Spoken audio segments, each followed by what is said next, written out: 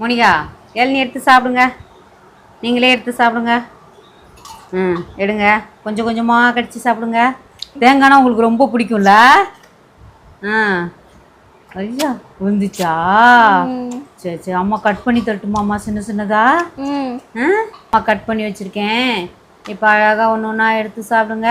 பொறுமையாக சாப்பிடுங்க. என்ன நீங்களே சாப்பிட பழகிக்கணும். என்ன எடுங்க எடுங்க. அது இது காலி பண்ணோன்னா அதை கட் பண்ணி தரேன். சரியா? பெருசாக வாயில் வைக்க முடியல, விழுந்துருதுல்ல.